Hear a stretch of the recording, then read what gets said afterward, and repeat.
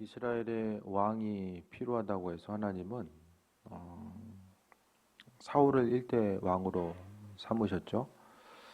사울로 하여금 이제 하나님의 선하신 뜻과 인도하심, 그 예비하심을 비춰주셨는데, 또 사울은 나중에 보면 처음에는 정말 풍성함으로 기대감을 가지고 시작했는데, 이 나중에 그 말년의 모습을 보게 되면 그 어느 누구보다도 정말 안타까운 삶을 살아갔던 그 한 사람이 또 사울 왕으로서 또 비춰지게 됩니다. 그가 이제 뭐 왕이 되고 싶어서 된 것도 아니고 하나님이 그를 지명해서 불러주셨는데, 그의 범죄함으로 인해서 나중에 보면 하나님이 후회하셨다는 내용이 나오잖아요. 그러니까 하나님이 후회하시는 분인가? 이런 의구심을 만들게 하는 사람이 바로 이 사울입니다. 그래서 어떻게 생각하면 하나님의 온전함과 완전함까지라도 사람들이 좀 의심하게 만드는 이런 그 단초를 제공했던 것이 바로 이제 사울 왕의 모습이죠. 사울 왕의 모습을 보면 그가 이제 용모가 뛰어나고 또 이스라엘의 지파 가운데서 또 싸움에 능할 수 있는 한 사람. 그러니까 이스라엘의 일대 왕이 해야 될 것은 딱 한 가지 역할만 잘하면 돼요. 이스라엘의 왕이 왜 필요했습니까? 적의 침입으로부터 보호 안 받고, 그러니까 그들 민족을 안전하게 지켜주는 거. 그리고 이스라엘 민족들이 다른 주변 민족들을 보니까 다 왕이 있거든요. 그 왕이 있는 민족들은 옆에서 보니까 뭔가 나라가 좀 괜찮아 보이고 뭔가 좀 체계적이고 시스템을 갖추고 있는 것처럼 보여요. 상대적으로 보게 되면 그 이스라엘 민족은 왕이 없으니까 하나의 체계성을 갖고 있기보다는 각각의 지금으로 이야기하면 이제 민주주의의 그 형식을 띠고 있는 거죠. 그래서 위기 때마다 지파가 연합해서 하려고 하다 보니까 이제 또 하나의 시스템적인 어려움들이 나중에 이제 생겨났다라고 그들은 스스로 생각하게 됩니다. 그래서 왕의 처음에 이제 왕이 있어야 되는 목표 자체가 적들로부터 이제 침입을 보호해 줄 수 있는 것, 특히 블레셋의 공격으로부터 이스라엘 민족들을 보호해 줄 수 있는 그 한 사람, 그것이 이제 왕으로서 비춰지게 되고, 그러니까 왕이 전쟁에 능하기 위해서는 체격도 커야 되고 주변 사람들 보기에 용모도 뛰어나야 되는 것이 이제 왕의 모습이죠. 그래서 이제 사울이 일대 왕으로 들어서게 됩니다. 하지만 그때에 그가 이제 왕으로 올라서고 나서 처음에는 그가 이제 하나님의 은혜, 하나님의 영이 충만해서 사역을 또 감당하게 되죠. 그러니까 믿는 이들이 항상 조심해야 될 것은 하나님께서 은혜로 부어 주셨을 때에 주님께서 주신 것을 가지고 겸손함으로 끝까지 쓰임 받을 수 있어야 되는데, 어느 정도 이제 사람이 목표치를 이루었다고 생각하면 그 다음부터 이제 딴 생각을 많이 하게 됩니다. 그 창조주 하나님에 대해서 잊어버리고 스스로의 능력과 생각으로 왔다라고 이제 생각을 하게 되거든요. 근데 우리가 잊지 말아야 될 것은 날마다의 삶의 여정 가운데 우리가 하루하루 살고 있는 것이 다 하나님의 은혜라는 것. 여러분 요즘에 어떻게 생각하십니까? 하루하루 살아가는 것, 또 하나님께서 베풀어 주시는 것, 그러니까 우리의 삶의 모든 것이 다 주님의 은혜라는 사실에 대해서 좀 공감하고 날마다 어떻게 좀 감사하는 삶을 사십니까? 그러니까 삶의 여정 가운데 항상 하나님은요, 그분의 뜻을 우리에게 계속해서 비춰주고 계시잖아요.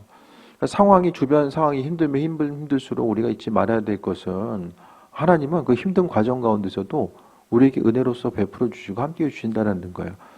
그런데 그 날마다의 그 하나님께서 베풀어 주신 것들에 대한 감사를 잊어버리게 되면 사람이 이제 스스로 내가 이것을 선택하고 이렇게 움직이고 반응했기 때문에 이런 결과가 내 눈앞에 펼쳐진 거야라고 또 스스로 생각하게 됩니다.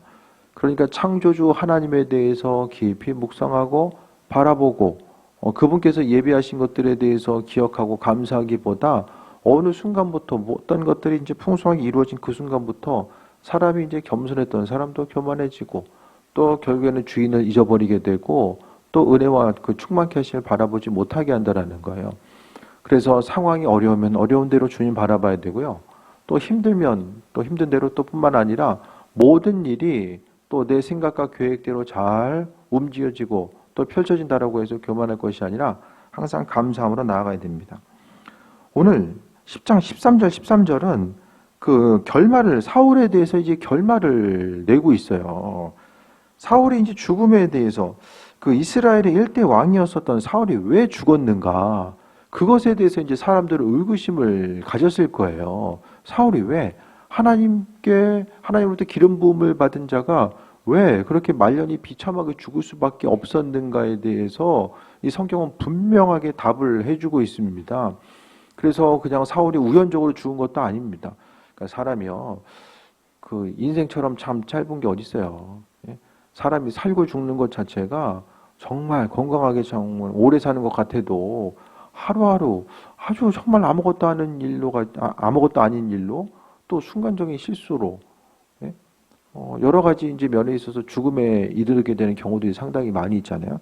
그 짧은 인생 가운데서 우리가 잊지 말아야 될 것은 우리는 하나님의 계획하심 가운데 살고 있다라는 거예요. 그래서 나이가 들면 들수록 시간이 가면 갈수록 어떤 10년 가운데 어떤 불안감을 가지고 살기보다는 하나님께서 주인 되셔서 사명 감당할 때까지는 또 주께서 은혜 베풀어 주시고 사용하신다는 것을 기억하는 거죠. 13절에 사울이 죽은 것은 이야기합니다. 여호와께 범죄하였기 때문이다 라고 말씀합니다. 하나님을 향해서 범죄했기 때문에 그가 마지막에 죽었다라고 말씀하고 있어요. 전쟁터에 나가서 비참하게 죽어요. 하나님의 은혜 가운데, 그러니까 이스라엘 민족들의 승리는요, 하나님이 그들의 민족과 함께하고 계시다라는 사실을 증거로 나타내는 것이 전쟁에 대해서의 승리인데, 사울왕이 죽은 것은 여호와께 범죄했기 때문에, 그래서 우리가 돌아봐야 될 것은 하나님 보시기에 합하지 아닌 것들, 또 버려야 될 것들, 그분께서 우리에게 은혜로 베풀어 주셨음에도 불구하고 하나님은 우리에게 공급해 주셨어요. 근데 그 공급받은 사람이 그것에 대해서 하나님이 공급해 주었다라는 사실을 잊어버리고 살아가는 것 자체에 대해서 항상 조심해야만 합니다. 그래서 이제 여호와께 범죄는 왜 일어납니까? 주인을 잊어버리고 있기 때문에, 창조주 하나님의 도우심과 인도하심을 바라보지 못하기 때문에 그로 인해서 이제 어려움이 나타나게 되죠. 그 범죄함 자체가 무엇이냐면은 첫 번째로 여호와의 말씀을 지키지 않았다라고 말씀합니다. 하나님의 말씀, 그러니까 하나님께서 베풀어 주시고 인도하신 것, 특별히 성경은 어떤 걸 이야기하죠? 제사와 관련돼서 이야기하죠. 제사를 드림에 있어서, 그러니까 전쟁은, 이 당시의 전쟁은 계속 말씀드리지만은 하나님께서 주인 되셔서 그분의 통치자로서 그분께서 주인 되셔서 행하시는 것이 전쟁입니다. 그래서 이스라엘 민족들은요, 그 어느 순간보다 전쟁터에 나갈 때면 사람이 불안하고 또 고민이 많잖아요. 이기면 승리하는데 지면 죽어요. 그러니까 삶에 있어서의 가장 절박한 순간에 하나님의 도우심과 인도하심을 경험할 수밖에 없고요. 그러니까 전쟁의 처음 시작을 알리는 것이 바로 제사여야만 합니다. 그래서 온 이스라엘 민족들이 하나님께 집중하고, 그래서 성경에 보면은 이 전쟁을 해야 되는지 말아야 되는지 하나님께 묻는 내용들이 이제 많이 있잖아요. 그 신탁이라고 하거든요. 그러니까 하나님께서 묻고자 하고 하나님의 응답에 대해서 듣고, 주님께서 전쟁터에 나가서 승리케 하신다라고 말씀하시면 나가는 것이고, 하지 말라면 안 하는 거잖아요. 그래서 나중에 보게 되면 그 여로보암과 르호보암, 이스라엘이 남북으로 갈라져서 전쟁할 때도 하나님이 전쟁하지 말라고 하잖아요. 그리고 왕들은 또 이제 전쟁하고자 있을 때에 하나님께 묻고자 하고 하나님 하지 말라면 안 해야 되는데, 또 문제가 생겨. 거짓 선지자 같은, 하나님 같은 그 거짓 선지자들이 나타나가지고, 우리 이길 수 있습니다, 이렇게 이제 거짓 선지자가 속삭이니까 참 선지자는 우리 진다라고 이야기했는데, 그것 때문에 이제 또 어려움 경험하게 되는 일들이 이제 역대기나 열왕기서를 통해서도 또 비춰지게 됩니다. 그래서 여호와의 말씀을 지키지 아니한 것, 특히 이제 제사에 관련된 거, 예배는요, 하나님과 이스라엘 민족들이 만나는 순간이고, 이 예배를 통해서 하나님은 그분이 삶의 주인 되신다는 사실에 대해서 깨달아 알게 하시는 거죠. 그래서 이제 많은 부분 예배를 그냥 하나의 의식과 예식과 절차로서 이제 현대 신앙인들이 받아들이거든요. 그런데 예배는요, 그 어떤 것보다도 하나님께서 그 예배의 자리를 통해서 하나님의 백성들을 만나길 원하시고, 이 예배는 우리가 하나님의 백성이고 그분과의 관계성 가운데 삶을 살아가고 있다는 것을 나타내는 아주 중요한 순간이고 또 중요한 현장입니다. 그래서 사람들이 생각한, 특히 이제 신앙인들이 생각하는 예배의 형식이나 그 예배의 시간보다 하나님은 우리가 생각하는 것보다 훨씬 더 많은 부분 예배에 대해서 의미를 두신다는 거예요. 그래서 천국에 가면 우리가 드렸던 예배가 이 땅에서 드렸던 예배가 하나님께 어떤 의미성을 가지고 있었는지 또 하나님께서 이 예배의 순간을 통해서 무슨 일을 행하시는지를 분명히 깨달아 아는 거죠. 그래서 현대인들의 예배를 생각하면은 이제 바쁘기 때문에 뭐 여유간에 이제 좀 뭐 아픔이 있고 어려움이 있기 때문에 뭐 다 예배를 드리기 이제 뭐 힘들어하는 여러 가지 모습이 있겠지만은 중요한 것은 그 신앙인들이 가장 먼저 잊지 말아야 될 것은 예배에 대한 본질적인 의미입니다. 예배가 무엇이냐에 대한 이 본질적인 의미가 우리의 심령 가운데 온전히 더 새겨져 있어야만 합니다. 그래서 예배는 주님 만나는 시간, 하나님을 높이고 또 그분께서 허락하신 은혜와 충만함을 소유하는 시간, 그 풍성함이 예배 자리에 이제 담겨져 있고 녹아져 있다라는 거예요. 근데 문제는 매주 예배 드리다 보니까 그 익숙한 거예요. 익숙하다 보니까 이제 그 중요한 걸 모르는 거죠. 사울도 그러지 않았을까? 계속 예배를 드리다 보니까 이 예배나 저 예배나 계속 드리다 보니까 제사장이 또 반드시 예배를 집례해야 됨에도 불구하고 사울이 제사장의 역할을 이제 두 번이나 이제 대신하는 역할을 이제 하게 되잖아요. 그러니까 어떻게 생각하면은 하나님께서 만들어 놓으신 이 절차 자체를 이제 침범했다라는 것은 이 하나님의 영역을 침범한 것과 마찬가지거든요. 그러니까 만약에 이게 예배가 우리가 생각하는 것처럼 그냥 뭐 드려도 되고 뭐 안 드려도 되고 뭐 그냥 상황에 따라서 이렇게 왔다 갔다 하는 그런 것이 이제 만약에 예배라고 한다면 하나님이 사울을 이렇게 책망하셨을까? 그런 생각을 좀 해보게 되거든요. 그 예배의 형식 자체는 시대가 흘러가면서 이제 많은 부분 달라질 수는 있겠지만은 예배의 본질적인 모습은 그 예배의 장소가 교회든 가정이든지 간에 교회든 가정이든 주님을 대하고자 하고 마음의 중심을 쏟고자 하는 그 마음의 그 본질 자체는 이게 동일한 것이 되어야 된다는 거예요. 그래서 신앙인들이 예배하는 자리가 어디든지 간에 하나님 보시기에 합한 자로서의 삶을 살기 위해서는 그 예배 가운데 주님 만날 수 있어야 되고 또 말씀을 지키지 아니했다. 사울은 결국 말씀을 지키지 아니한 것들이 여러 가지가 나오지만 그 중에 대표적인 그 순간에 보게 되면은 예배가 있었어요. 사울의 그런 그 과오를 이야기함에 있어서 그 중심을 두고 있는 것이 예배거든요. 그 전쟁터 앞에 나와서 그러니까 백성들 눈치 보느냐고 또 적들이 쳐들어오니까 이제 그 무엇보다도 예배가 우선순위 된 거. 그러니까 무슨 일을 하든지 간에요. 하루를 시작하든 일을 시작하든 뭘 하든지 간에 기도하고 예배로서 시작하면은 하나님께서 그 일 가운데 그 공동체 가운데 그 일터 가운데 주인 되신다라는 것에 대해서 고백하고 하루를 시작하고 나아가는 거예요. 그러니까 그것의 주인 되시는 분이 하나님인 거죠. 하지만 예배를 잊어버리고 나아가게 되면 주인이 누구인지에 대한 그 분별력을 상실하게 되고 또 하나님 말씀에 대해서 지키지 아니합니다. 예배를 소중하게 여기는 사람들은 하나님 말씀을 소중하게 여기는 사람들이에요. 그 말씀의 본질적인 의미가 무엇인지를 아는 사람들은 그 예배 가운데 주님 만나는 것, 주의 말씀을 듣고 또 주님을 높이는 것이 무엇인지에 대해서 깊이 깨달아 아는 귀한 삶을 살아가게 되는 거죠.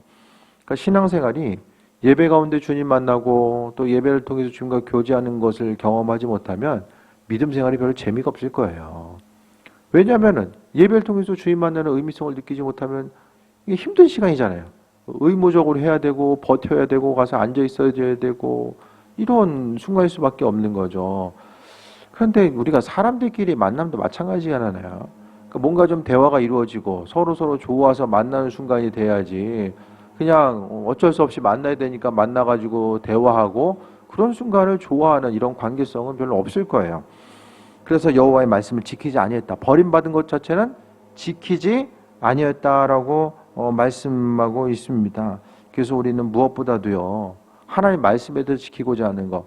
그러니까 말씀을 지키기 위해서는 그 말씀이 무엇인지를 알아야 되고 그 예배를 통해서 하나님께서 공급해 주시는 그 은혜를 경험할 수가 있어야 됩니다.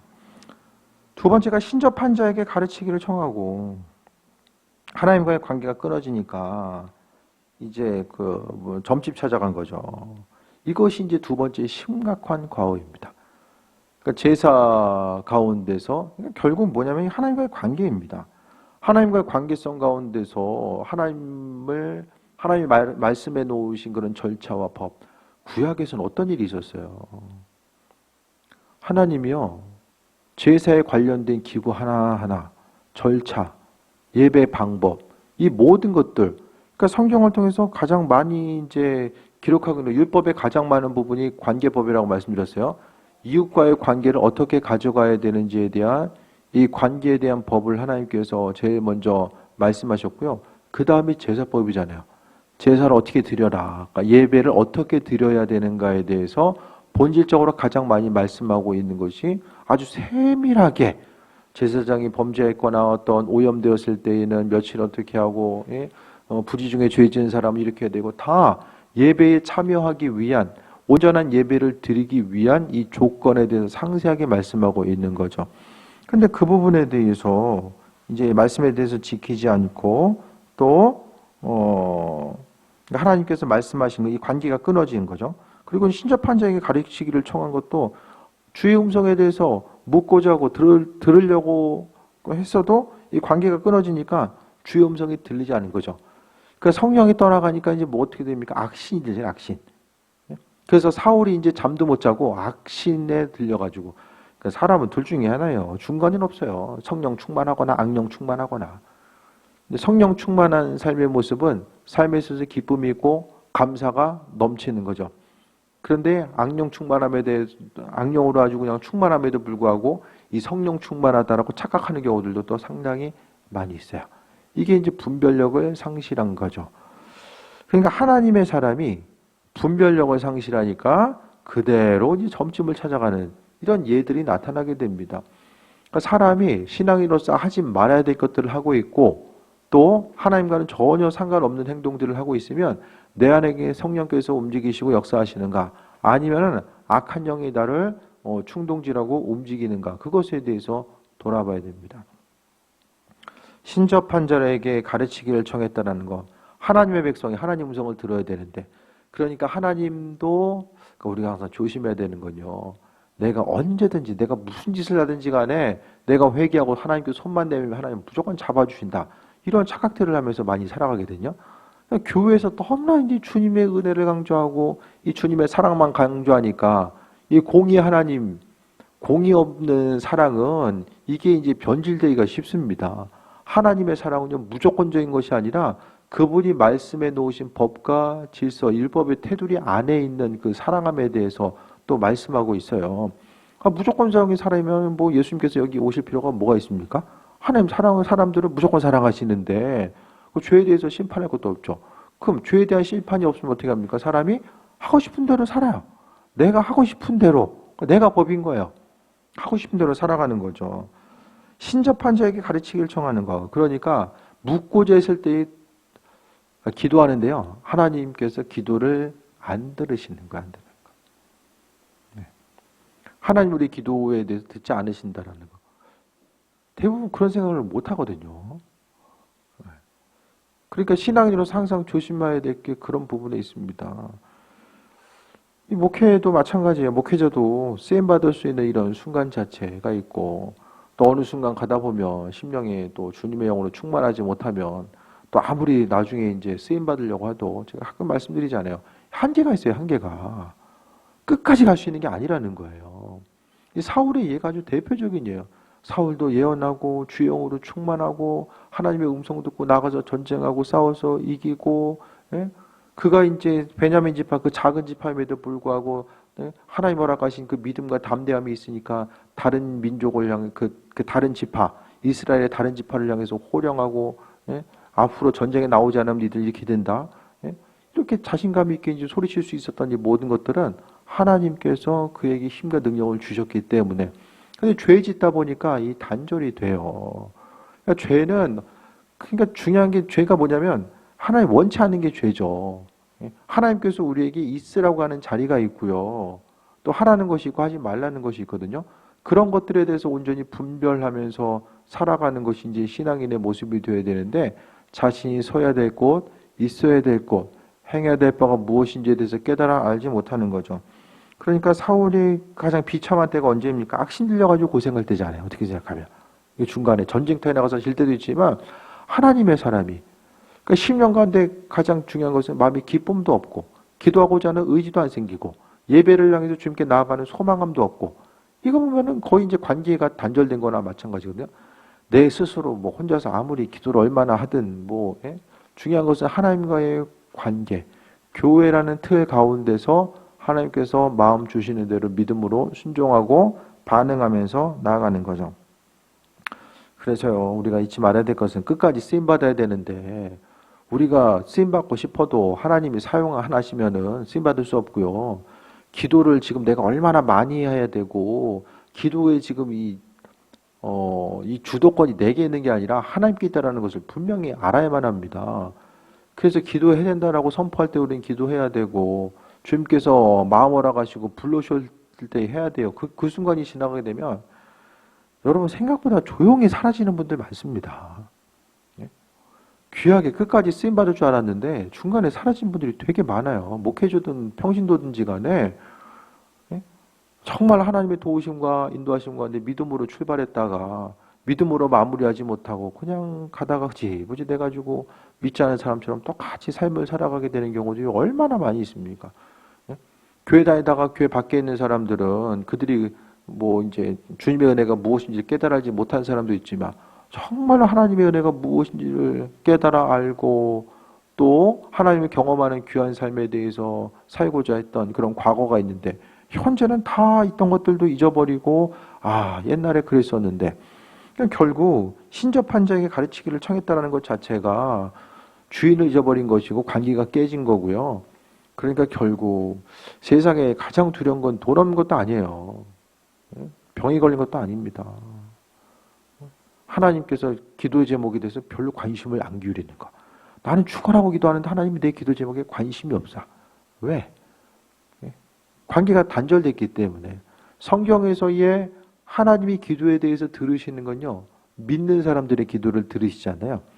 그러니까 믿음으로 간구한다라는 것은 하나님과의 그런 깊은 관계성 가운데 나누고 교제함의 모습이 있고 그 음성 따라서 삶을 살고자 하는 모습이 있었다는 거죠.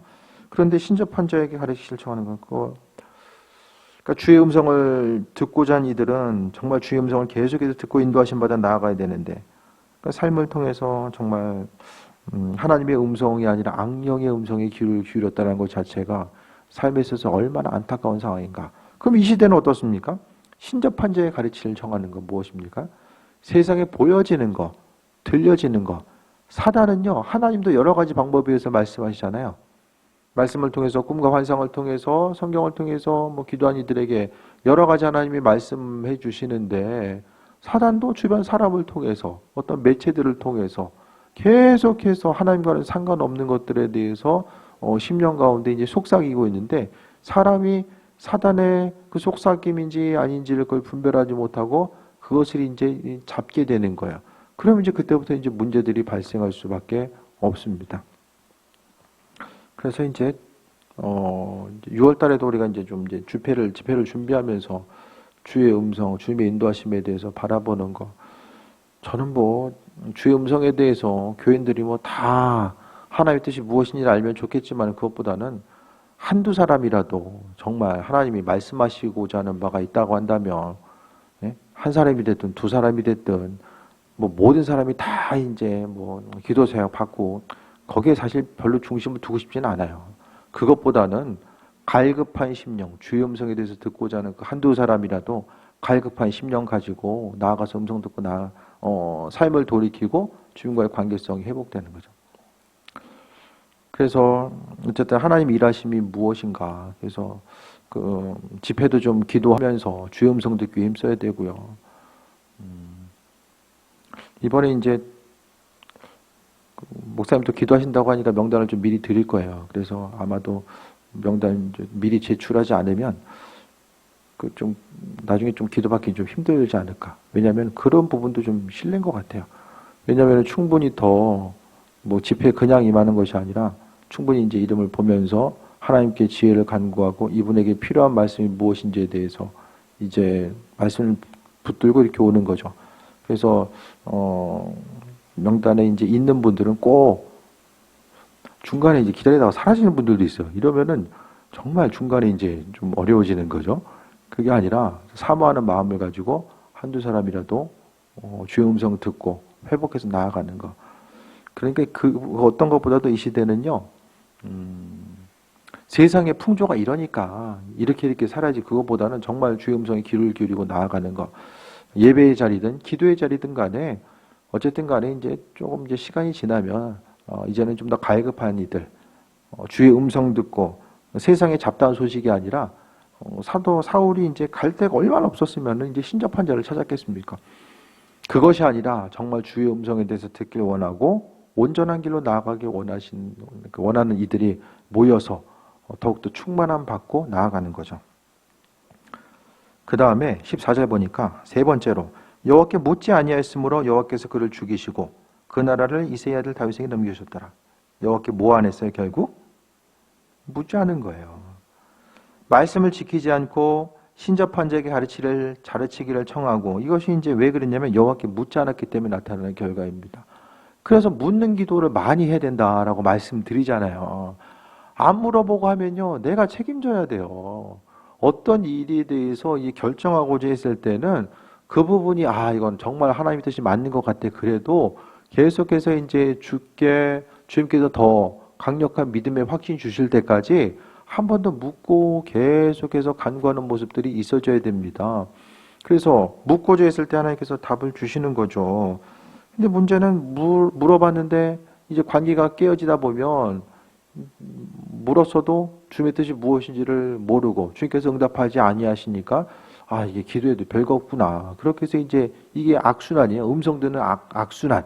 근데 믿음의 선순환은요, 주님께 간구하고 하나님께서 마음에 감동 따라 주시고 또 그 감동대로 하나님께서 마음에 감동으로 주신 것들을 믿음으로 순종하고 행하다 보니까 이게 주님의 뜻이 이런 것이구나.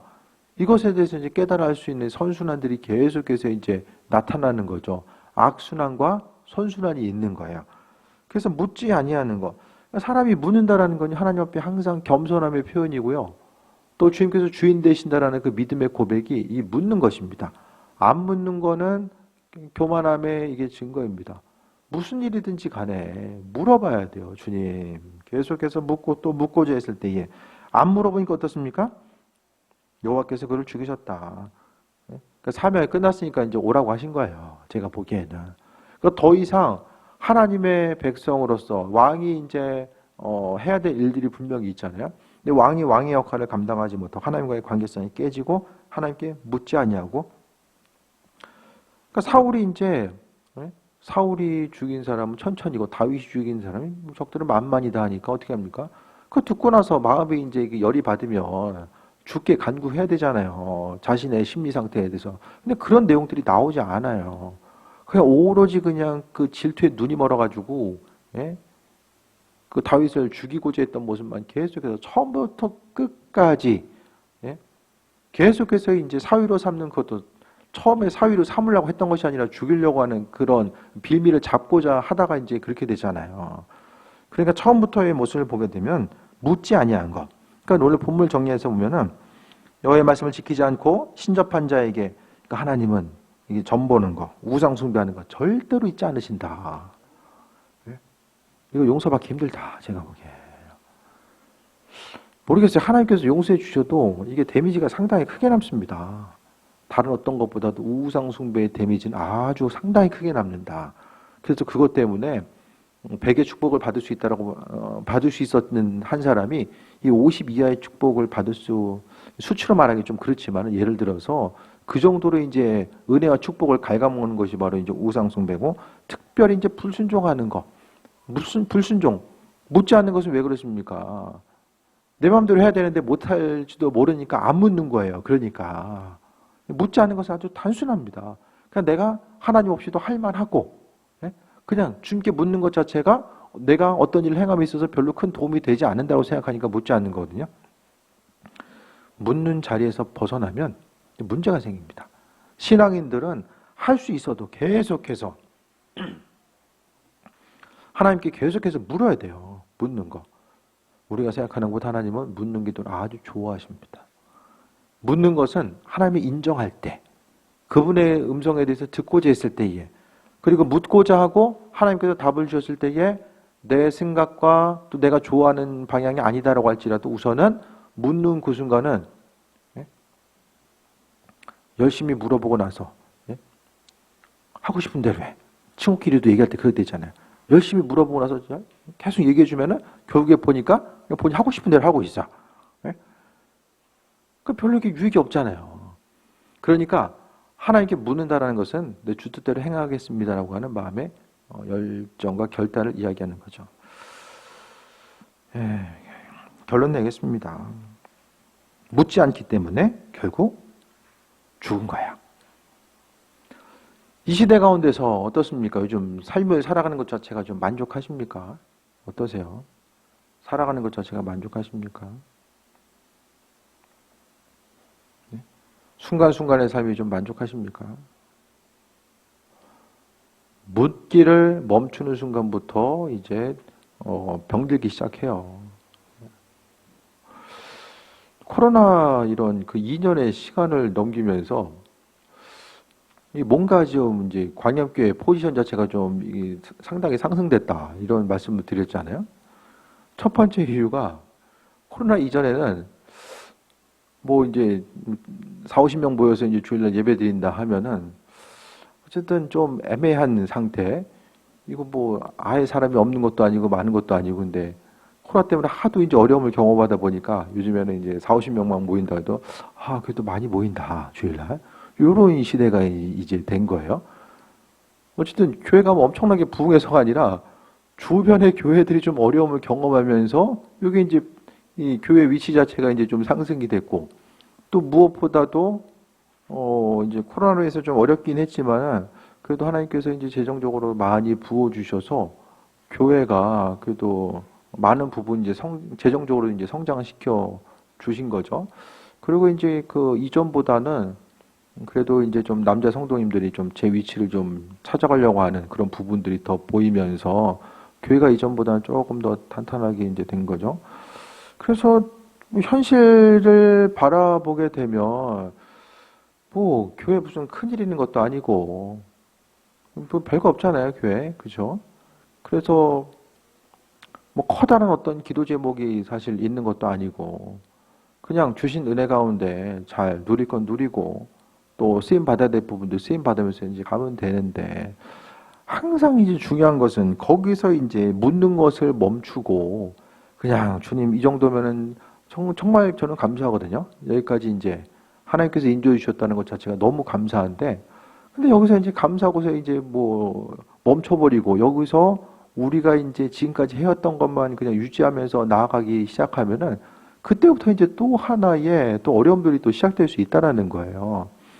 그래서 10명이 모이나 20명이 모이나 50명이 모이나 항상 우리가 항상 주님 마음에 합한 자로서 한 마음을 가지고 예전이나 지금이나 뭐 아시다시피 우리가 지금 모여서 행하는 건 비슷하잖아요. 뭐 해왔던 거 뭐 더 안 하는 것도 아니고 안 하는 것도 뭐 어쨌든 주님 주신 은혜 가운데 더 움직이고 반응하려고 하는 그런 삶을 살아가게 되잖아요. 그러니까 현실의 삶이 어떤 건데 이제는 그냥 기도해야 된다, 해야 된다, 모여야 된다, 모여야 된다 그게 아니라 정말 좀 뭔가 하나의 좀 다른 단계, 다른 사람들 다 어렵다라고 이야기하는데 그 어려움 가운데서 뭐 나도 어려울 수 있지 그게 아니라 우린 쓰임 받아야 되는 그런 이유들 또 존재하게 한 영혼이라도 구원해야 되는 그런 사명을 하나님께서 교회 공동체 가운데 주셨잖아요.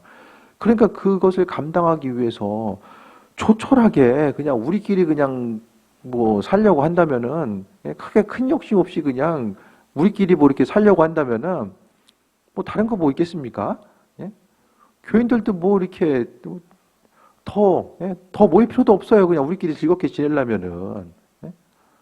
뭐 헌금도 열심히 할 필요 없어요. 그냥 건물 유지하고 사례비 나오고 뭐 그 정도 하면 되죠 뭐. 예? 굳이 뭐 이제 이 힘든 시대에 뭐 헌금하냐고 힘쓰고 뭐 더 모이려고 힘씁니까? 예? 근데 그렇게 해서는 삶을 살아가는 게 너무 힘들 수밖에 없는 거예요. 실질적으로. 기도해야 되는 순간들이 다가오게 되고 또 한 세상 사는 것이 이 세상이 끝이 아니잖아요. 우리 하나님 나라 바라봐야 되잖아요. 그러니까 천국을 바라보면서 살고 나아가기 위해서는 무엇보다도 주님 마음에 합한 것이 무엇일까에 대해서 생각하면서, 예? 그래도 우리가 또 교회를 또 건축하고 이전해야 되는 것도 있지만 그래도 하나님 기뻐하시는 것이 무엇일까 생각하면서 또 신학교 건축에도 좀 힘쓰고자 하고 또 해외에다 좀 교회 건축하는 것도 좀 힘쓰고자 하는 것 자체가 그 왜 그렇습니까? 주님 마음에 합한 것이 무엇인지에 대해서 돌아보고자 하는 거예요. 그래서 주님 때문에 기도하고 나아가는 거죠. 내 삶의 필요를 따라서 기도하고 주님 만나는 것이 아니라 항상 주님께 물어보는 거야. 내 삶이 하나님 보시기에 온전한 것인지 아닌지 물어보고 교회의 방향성 자체가 주님 마음에 합한 것인지 아닌지에 대해서 물어보는 거야. 그래서 아버지 뜻대로 가야 되죠. 무조건 열심히만 하는 게 아니라 방향을 제대로 잡고 가야죠. 서울 와야 되는데 부산 쪽으로 방향 틀고 죽으라고 달려봤자 본질로부터 멀어지는 것밖에 더 있겠습니까? 방향을 잘못 틀고. 그러니까 열심히만 가는 게 중요한 게 아니라 주님께 물어보고 그 방향성을 찾고 나아가는 거예요. 사울은 묻지 않아서 죽임당한 거, 버림당한 거예요. 이 시대 가운데서도 계속 물어봐야 돼요. 하나님께서 많은 부분들 또 은혜로 허락해 주시고 또 인도하시고 함께 하신다는 거. 그런 부분을 생각했을 때에 하나님의 교회 공동체 가운데 은혜 베푸시고 인도하신다는 것에 대해서 우리가 날마다 돌아봐야 됩니다.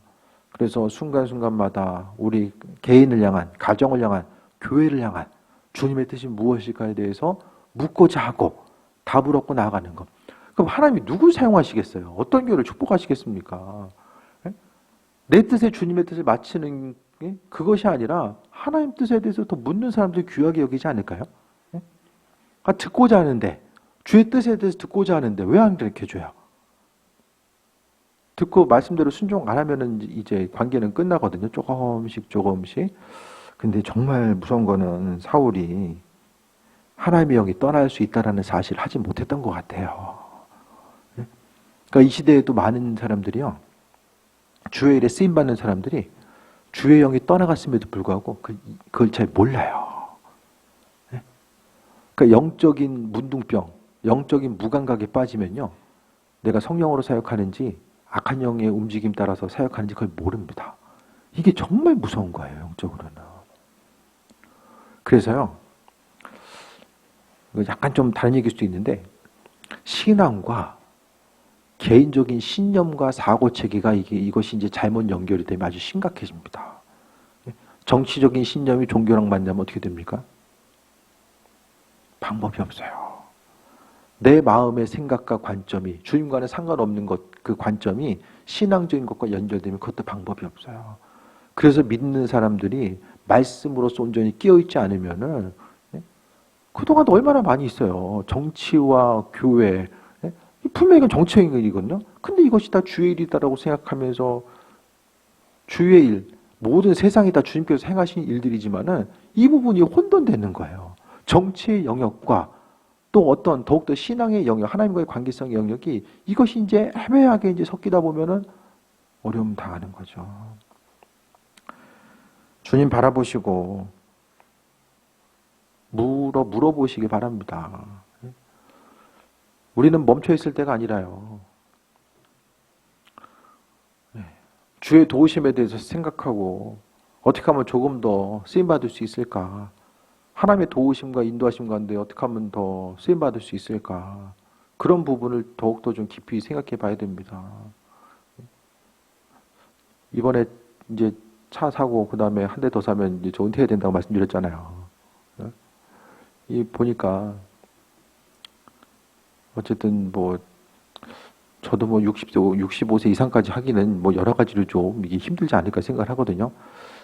그래서 이게 좀 모르겠어요. 하나님이 얼마나 어떻게까지 사용하실지는 모르겠지만은 그래도 저도 쓰임 받는 동안 여러분도 쓰임 받는 동안에 하나님 보시기에 좀 합한 자로서 계속 좀 물어보고 마음의 감동 따라서 움직이고 세상을 살아감에 있어서 좀 다른 어떤 것을 이루지 못했다고 해서 후회나 아쉬움이 아니라 하루하루 살면서 정말 주님을 기쁘시게 해드리는 것, 그거 한 가지만이라도 우리의 삶의 여정 가운데 우리의 시간을 주님을 기뻐하시는 것으로 채워갈 수 있으면 그것이 정말 유익하고 바람직하고 나중에 주님 앞에 가서 칭찬받을 일이 아닐까 생각을 해보게 됩니다. 들리던 들리지 않던 마음의 감동 주실 때까지 계속 두드리고 물어보시고 또 그 가운데 하나님의 도우심과 인도하심을 경험하는 귀한 삶 되시기를 축원드립니다. 기도하겠습니다. 아버지께서 부르시고 인도하심에 감사드립니다. 날마다 반복되는 시간과 상황 가운데서 우리가 또 더욱더 묻는 삶이 되기 원합니다. 묻지 않고 내 마음의 생각대로 움직이고 반응하다가 넘어지지 않게 하여 주시고 오로지 생명 되신 주님 바라보며 묻고 또 묻고 또 그로 인하여서 아버지께서 원하시고 바라시는 그 길이 무엇인지를 깨달아 할 수 있는 그 존귀한 삶으로만 함께하여 주옵소서. 오직 그리스도 예수 주님만 바라보길 원하오니 역사하여 주시고 우리 삶의 주인 되셔서 날마다 새 일을 이루시옵소서. 묻는 이들에게 응답해 주시고 한 영혼 한 영혼이 더욱더 깊이 주님 바라보고 묵상할 수 있는 또 귀한 시간으로 삼아 주옵소서. 예수님의 이름으로 기도드립니다. 아멘.